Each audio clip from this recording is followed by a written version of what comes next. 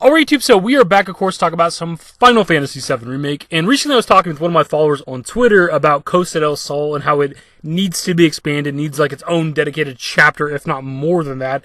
And we're also discussing the house that you can buy there for, what is it, like 300,000 gil, about how that needs to be expanded, maybe let you decorate it or something like that.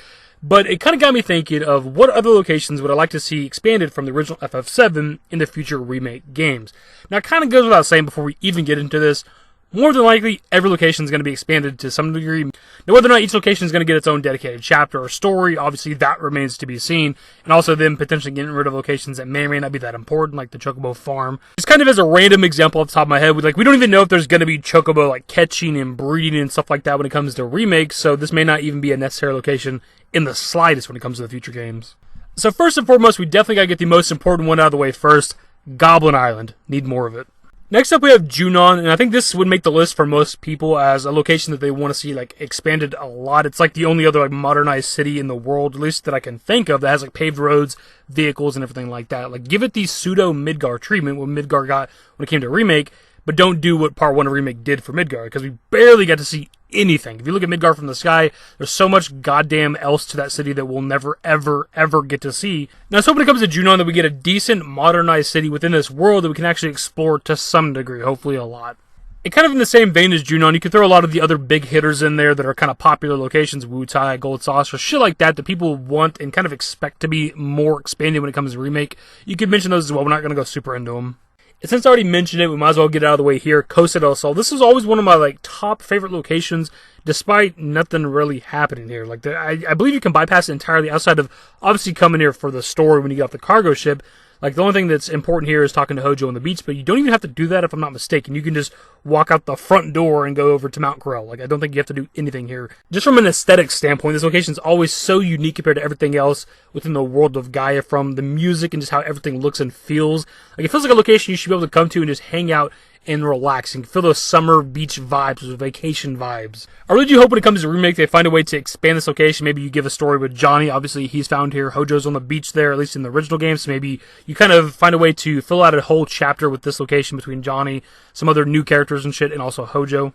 And I hope they add like a mini game, some sort of mini game or something here that kind of keeps you in this location, keeps you coming back to this location.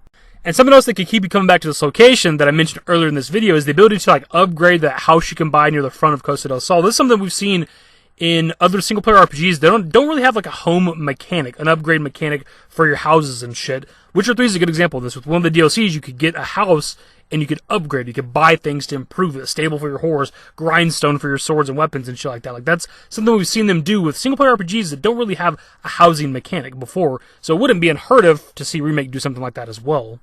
Like, please give us something to spend our gil on. If you've played any amount of any Final Fantasy game, you know that gil is pretty much pointless. Super easy to come across. You never really ever need to spend it if you're decent at the game. You'll have so much of it by the end of the game. Like, give it some upgrades for this house here at Costa del Sol and make it expensive as shit. I do not care. Give me something to grind for. This next one's not a specific location, and it's only on here assuming that it would be in Remake. It's something they could cut out entirely. In the grand scheme of things, there's not a whole lot to find and explore down here. Obviously, the Sunken Gallons offer some of the hardest enemies in the game and some of the like good, like high-end loot or whatever. But given that it's the bottom of the ocean, there should be a lot more things to find in terms of like treasure and shit, and there's just really not. But again, that's only assuming that it's even in the game at all. It's something they could cut out entirely. One way they could get around it, instead of having like the ability to dive anywhere in the world with the submarine, but you end up in the same like map and location every time, is maybe only having certain locations around the world where you can dive with the sub, and maybe they're like smaller areas to explore and find treasure and shit.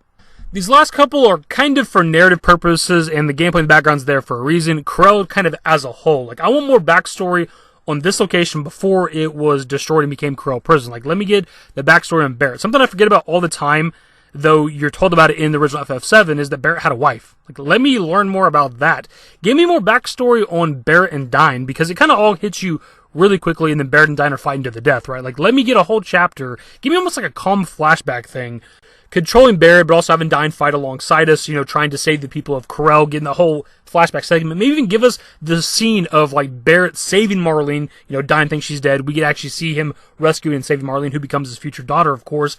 And then you move on to the Corel Prison Dyne segment, and it'll make that scene hit a hell of a lot harder if we actually get to see more of Corel being destroyed. Now, obviously, I'm a bit biased when it comes to this segment of the game. I talk about it all the time. It's one of my favorite moments in areas within the game. But I do think it's a super important segment for the character of Barret. It's like the most important segment. It's the reason he is the Barret that we know now. This segment of the game teaches you why the people of Corel today dislike Barret for what happened in the past. It shows you his hatred for Shinra, why he's that way. It shows you where Marlene comes from. It shows you where Barret loses his arm. There's enough content here to easily fill its own chapter, probably. And last up for this video is Gungaga. And this one is also another one that's kind of a biased thing because Zack Fair is debatably my favorite Final Fantasy VII character of them all. I'm not 100% on that. I don't know for sure who my favorite character is, but he's definitely in the discussion. He's probably first or second. Just because of how much I liked his character in the game of Crisis Core. And I would love more backstory on him because Gungaga is, of course, his hometown. This is where Zack Fair came from. I would love to get to this location in Remake and talk to his parents. Give me, again, a whole chapter here. Let me talk to people who were like childhood friends of Zack Fair, people he grew up with. And now, just because I'm seeing in the background of the video, like, give us some more history on this reactor. Like, what caused the, explosion that happened here? Was it just faulty reactor bullshit, or was there something malicious? Like, I don't think we've ever had an explanation on that. And of course, given the ending of Remake, it does seem like we're going to have more Zack just in general. So there's a good chance this location will be a little more integral to the Remake story. Because, of course, like a lot of locations when it comes to the original Final Fantasy VII, this location is almost entirely missable outside of the one little story segment where we wake up in Gungaga Village. You can completely bypass this location. Anyways, but dudes, that is pretty much the video. We could go on and on with this stuff. Of course, being such a big fan of the original Final Fantasy VII, most of us would want just about every single location super expanded. Give it its own story. Give me lore for everything, pretty much. Like, give me some backstory on the old man sleeping in the cave that gives you free shit. What's going on with that guy?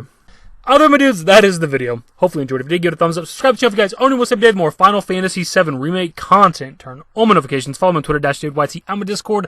Links to my social networks are in the description and in the outro. Later, guys. Used to care what people thought, but now I care more, and nobody out here's got it figured out. So therefore, I've lost all hope of a happy ending, depending on whether or not it's worth it. So insecure, no one's perfect. We spend it with no shame. We blow that like Coltrane. We in here like Rogaine, or leave it like Cobain.